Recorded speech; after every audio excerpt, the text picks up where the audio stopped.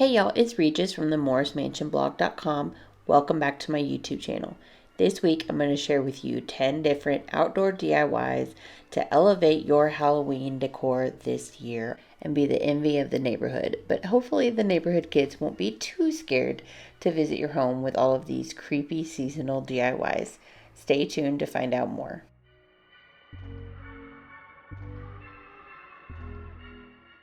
First up are these DIY tombstones I made for my graveyard.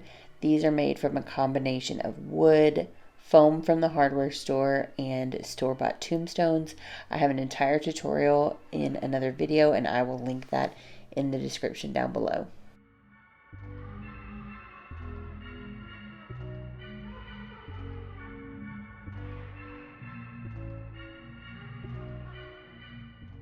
Here is how the graveyard turned out, and this is what it looks like during the day. And then at night we added these spooky lights, and we're going to have a fog machine going on Halloween. I can't wait. Cobwebs is an easy one. You just get this stuff from Dollar Tree, and then you just kind of stretch it and pull it over whatever you're wanting to. I use these on the bushes on both sides of my house, and then I use them on the tombstones as well in the last clip that you saw. And I even use them inside. I will have a Halloween house tour coming soon, so stay tuned for that.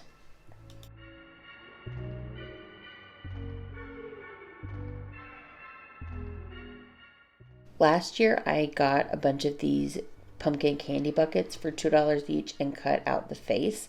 And last year I made them into luminaries and hung them in the front window with a candle in them to kind of mimic the Harry Potter ceiling in the Great Hall around Halloween. But this year I wanted to hang them outside, so I put some in the tree outside and used some of them just at all different heights. And then I got some battery powered remote controlled tea lights and put them in there, and I love how they flicker and look with all of the other Halloween decor. It's so spooky.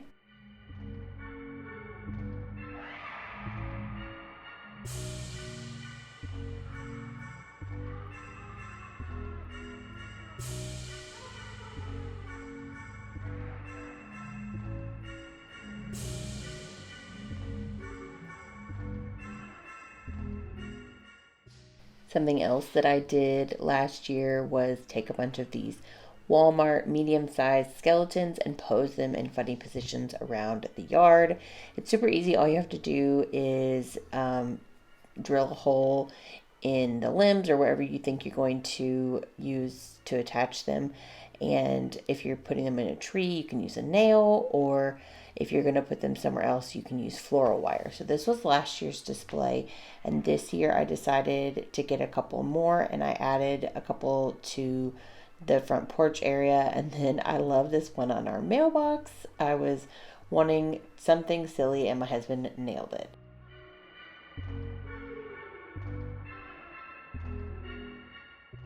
Next, we have an idea of using an arch in some way. I did this one with branches. I've always wanted some ivy or moss growing on this gable we have in the front of our house. And we used a masonry bit to drill into the mortar between the bricks on our home. And then we secured an eye hook in that hole with a, what do you call it? A drywall anchor. And then we took a bunch of branches, actually stole these from the mountains that we had just come back from, and then we attached all of the limbs to the eye hooks with floral wire. And then I just kind of tucked in things where I saw fit, and this was the final result, and I love it.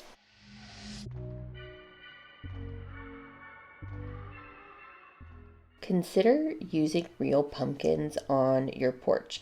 I picked these up at Walmart. They are very inexpensive. They're about $7 each. It's better than getting them from the pumpkin patch.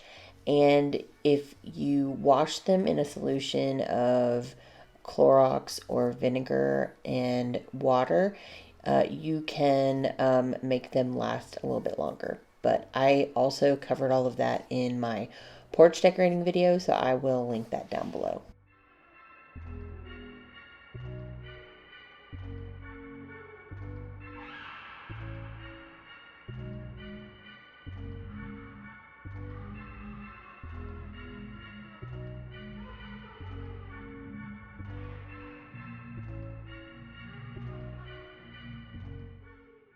Next are these adorable tomato cage ghosts. I was able to secure these last year with these concrete planters that I had made. And these are very simple. All you have to do is tie the top of a tomato cage together, put a foam ball on top. I was making 2, so I cut it in half. Add some lights to the base and then use some kind of white sheet. I used white tablecloths, and then add a couple of eyes. And then you have these really pretty light up ghosts. I made 3 this year and added a witch hat and a pumpkin and used an orange glow instead of a yellow glow.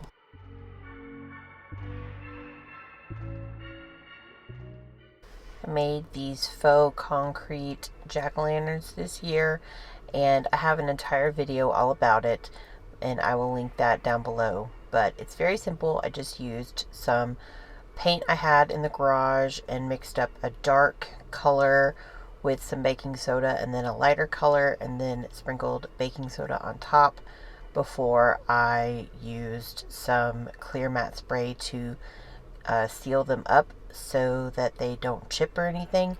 And then I put them outside on the front porch, and this is how they looked.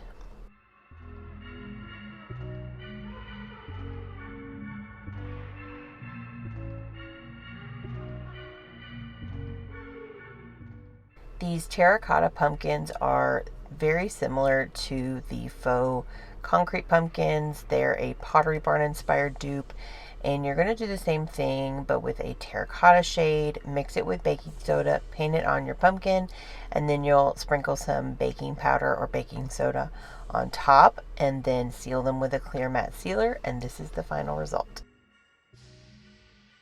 Last but not least, let's make a fall wreath. You can make this spooky or simply just a neutral fall base, but here's what you'll need. You can use a wreath form of grapevine or wire, and then you're just going to take a bunch of raffia and tie it on or pin it on with those little garden hooks, and then you're going to either cut different links off and kind of give it a trim at the end, and then it should look a little something like this, and then you can add different spooky things to it or not. I tried to add some birds, but it just didn't look right. So that is the video this week, y'all. Thank you so much for hanging out with me, and I will see you next time. Bye bye.